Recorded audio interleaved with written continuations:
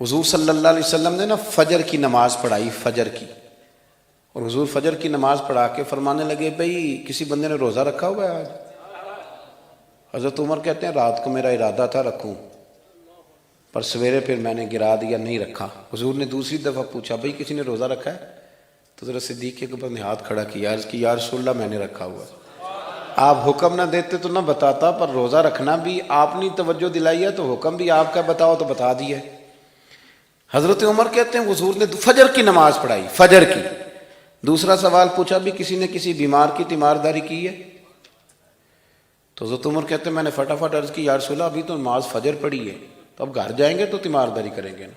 تو حضور نے فرمایا عمر تو ذرا ٹھہر جانا، جلدی نہ کر، ٹھہر نہ ذرا، روک تو صحیح۔ تو حضرت عمر فاروق رضی اللہ تعالیٰ عنہ فرماتے ہیں میں چپ کر گیا، حضور نے فرمایا بتاؤ بھی کسی نے تیمارداری کی ہے؟ تو صدیق اکبر نے ہاتھ کھڑا کیا، عرض کی یا رسول اللہ عبد الرحمن بن عوف رضی اللہ تعالیٰ عنہ 2-3 دن سے نماز پڑھنے نہیں آ رہے تھے، رات میں نے پتہ کرایا تو پتہ چلا بیمار ہیں، اور حضور مجھے یہ بھی پتہ ہے وہ میرا یار ہے، مجھے پتہ ہے رات کو جلدی سوچا پر تہجد میں ضرور اٹھتا ہے۔ تو حضور میں بھی ذرا فجر کے وقت جلدی اٹھا ہوں تو فجر میں آنے سے پہلے عبد الرحمن ابن عوف کی تیمارداری کر کے آیا ہوں۔ حضرت عمر کہتے ہیں میں نہ ہلکا ہلکا ڈھیلا پڑ گیا۔ حضور نے تیسرا سوال پوچھا، فرمایا کسی نے کسی مسکین کو کھانا کھلایا ہے؟ کھانا کھلایا ہے کسی مسکین کو؟ حضرت سیدنا عمر فاروق کہتے ہیں میں نے پھر عرض کی، میں نے کہا یا رسول اللہ ابھی تو فجر پڑی ہے، گھر جائیں گے کوئی چیز لیں گے تو کھانا کھلائیں گے۔ تو حضور پھر مسکرائے، فرمایا عمر تو ذرا ٹھہر نہیں جاتا، ذرا ٹھہر نہ، ذرا نظارہ تو کرنا، گویا یہ شان صدیق اکبر کا جلسہ ہو رہا، ٹھہرنا۔ حضور نے پھر پوچھا بھی کسی نے کسی مسکین کو کھانا کھلایا ہے؟ تو حضرت عمر کہتے ہیں لوگ سارے دائیں بائیں دیکھ رہے تھے اور میں چپ کے ابو بکر کو دیکھ رہا تھا، کہ مجھے پتا تھا کہ بولنا اسی نہیں ہے، اور دل میرا کر رہا تھا کہ کہہ دوں دیو جناب جواب، دل میرا کر رہا تھا۔ وہ سمجھ گئے تھے کہ سونا راضی کن کاموں میں ہو، بس یہ نقطہ انہوں نے پا لیا تھا۔ حضور نے فرمایا بتاؤ کسی مسکین کو روٹی کھلائی ہے؟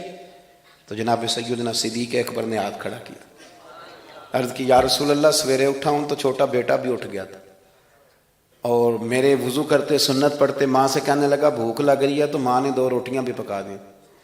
تو حضور ایک اس نے کھائی، دوسری اس کے ہاتھ میں تھی۔ جب ہم نکلے ہیں نا گھر سے تو دروازے پہ ایک فقیر کھڑا تھا، مسکین کھڑا تھا، کہہ رہا تھا رات سے بھوکا ہوں، کوئی دروازہ کھلنے کا انتظار کر رہا تھا، ابو بکر سب سے پہلے تیرا ہی کھلا ہے۔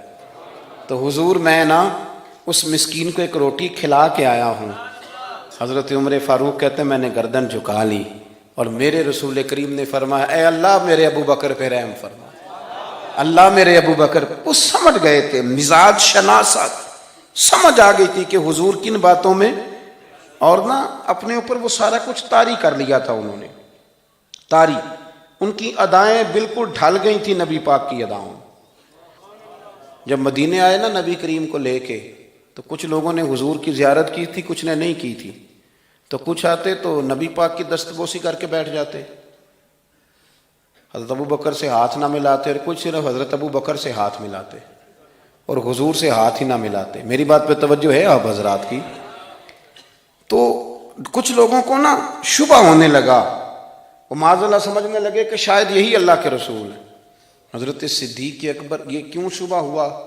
تو ہمارے محدثین فرماتے ہیں کہ ابو بکر صدیق بولتے بھی اس طرح تھے جو میرے نبی پاک کا طریقہ، بیٹھتے بھی اس طرح تھے جو رسول پاک کا طریقہ۔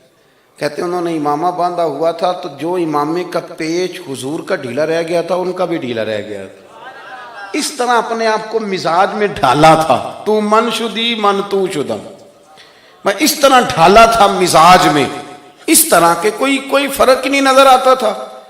وہ کہتے ہیں جب حضرت ابو بکر صدیق نے دیکھا نا کہ لوگوں کو تو شک ہو رہا ہے، کوئی میرے ساتھ ہاتھ ملا کے بیٹھ جاتے ہیں، تو حضرت صدیق اکبر نے کہا کوئی ایسا کام کرنا چاہیے کہ پتہ چلے آقا کون ہے غلام کون ہے۔